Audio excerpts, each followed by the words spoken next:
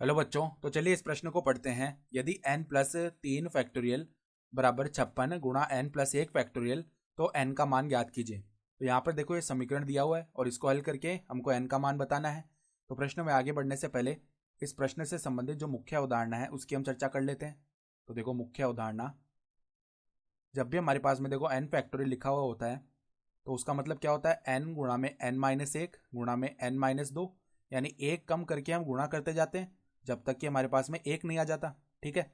और इसको हम ऐसे भी तो लिख सकते हैं, n गुणा में n-1 का फैक्टोरियल भी लिख सकते हैं। ठीक है। और यहाँ पर एक बात ध्यान रखने की है कि ये जो n है ये केवल क्या होती है, एक पूर्ण संख्या होती है। तो हमारे पास में देखो क्या दिया हुआ है, n प्लस में 3 का फैक्टोरियल बराबर में 56 गुणा n प्लस 1 का फैक्टोरियल। ठीक है। तो यहाँ से देखो, सबसे पहले n प्लस 3 का फैक्टोरियल है तो इसको विस्तारित करके लिखते हैं। तो पहले n प्लस 3 आ जाएगा, फिर इसका एक कम करेंगे तो n प्लस में 2, फिर वापस एक कम किया तो n प्लस में 1 का फैक्टोरियल। इस प्रकार लिख दिया हमने इसको। और यहाँ पर क्या लिखा हुआ है, 56 गुणा n प्लस 1 का फैक्टोरियल। तो देखो, n प्लस 1 का फैक्टोरियल और n प्लस 1 का फैक्टोरियल ये क्या हो गया, यहाँ से भाग हो गया। तो हमारे पास में क्या बचा, n प्लस 3 गुणा n प्लस 2 बराबर में 56। अब n प्लस 3 गुणा n प्लस 2 करते हैं तो n स्क्वायर प्लस में क्या आ जाएगा, 2n प्लस में 3n प्लस में 6 बराबर में 56। तो ये क्या बना हमारे पास में, n स्क्वायर प्लस में 5n, 6 माइनस में 56 कितना हो जाएगा, माइनस का 50 बराबर में 0। तो यहाँ से देखो 5n को तोड़ के लिखेंगे तो n स्क्वायर प्लस में 10n माइनस 5n माइनस 50 बराबर में 0। ठीक है।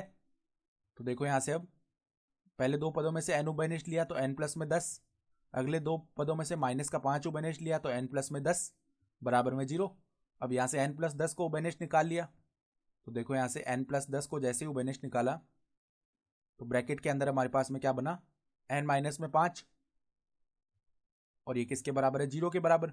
तो n का एक मान तो आ गया हमारे पास में माइनस का 10, और क्या आ गया, n बराबर में 5। किंतु n बराबर -10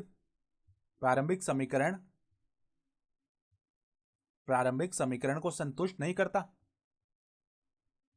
ठीक है। n बराबर जो -10 है वो ये जो देखो यहाँ पे प्रारंभिक समीकरण है हमारे पास में जो शुरू में दिया हुआ है, देखो n प्लस 3 फैक्टोरियल बराबर 56 गुणा n प्लस 1 का फैक्टोरियल। तो यहाँ पर n बराबर जब हम -10 रखेंगे तो -7 फैक्टोरियल बनेगा। लेकिन मैंने क्या बोला था, n फैक्टोरियल में n जो है वो हमेशा एक पूर्ण संख्या होनी चाहिए, यानी फैक्टोरियल के अंदर हमेशा पूर्ण संख्या आती है। तो हम क्या बोल सकते हैं कि हमारे पास में n का जो मान है वो केवल क्या आ जाएगा, 5 ही आ जाएगा। ठीक है। तो हमारा उत्तर क्या हो गया, n बराबर में केवल 5 ही आएगा उत्तर। तो आशा करता हूं कि आपको ये प्रश्न समझ में आया होगा। धन्यवाद।